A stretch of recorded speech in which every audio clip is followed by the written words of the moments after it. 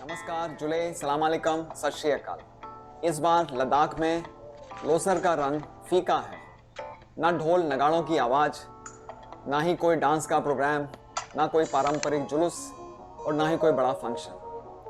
लोग कह रहे हैं कि लद्दाखी देव क्रोधित हैं। क्या वास्तव में ये सच है?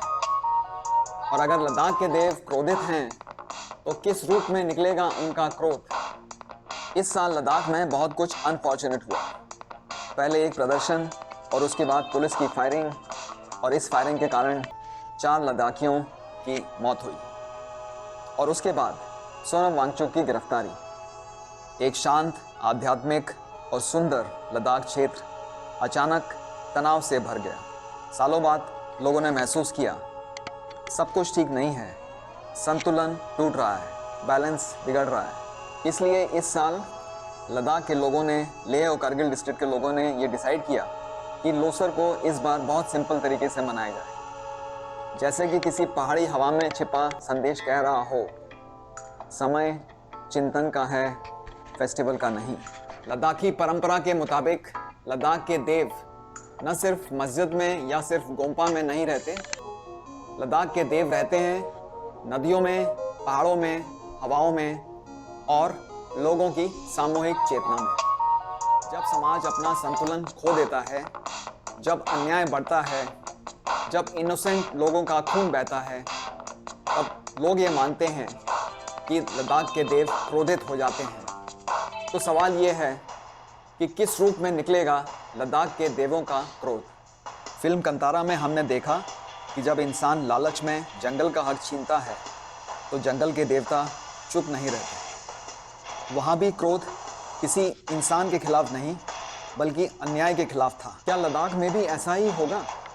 क्या लद्दाखी देव का क्रोध किसी इंसान के खिलाफ नहीं बल्कि किसी अन्याय के खिलाफ निकलेगा? लद्दाखी मान्यता कहती है कि देवता सीधे किसी पर हमला नहीं करते, वे संकेत देते हैं। ये संकेत 4 रूप में आते हैं। पहला संकेत, सामाजिक असंतुलन।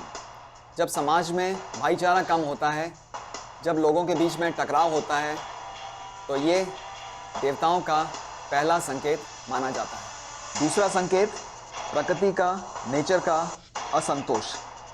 अचानक मौसम बदलना, पानी की कमी या प्राकृतिक विपदाएं, इसे भी देवताओं की चेतावनी माना जाता है। तीसरा संकेत, जनता की बेचैनी।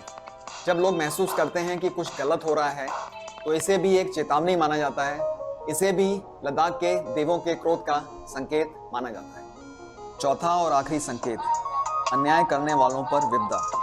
लद्दाख के बुजुर्ग ये भी कहते हैं कि कई बार लद्दाखी देवों का क्रोध उस अन्याय पर भी प्रकट होता है या फिर उन अन्यायकारियों पर भी प्रकट होता है। तो इस बार लोसर का उत्सव एक जश्न का उत्सव नहीं है बल्कि एक चिंतन का उत्सव है।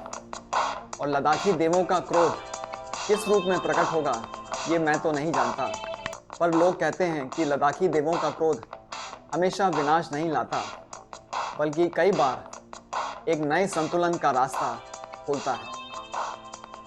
2025 खत्म होने को है। मैं प्रार्थना करता हूं लद्दाख के देवों से कि वे 2026 में लद्दाख की रक्षा करें, लेह डिस्ट्रिक्ट और कारगिल डिस्ट्रिक्ट में शांति, खुशहाली और तरक्की लेकर आएँ। यही मेरे वीडियो बनाने का मकसद था, और अगर आप मेरे चैनल को सब्सक्राइब करेंगे तो मुझे बहुत खुशी होगी। और अंत में लोसर की आपको बहुत सारी शुभकामनाएं, बहुत सारे good wishes, best of luck. धन्यवाद।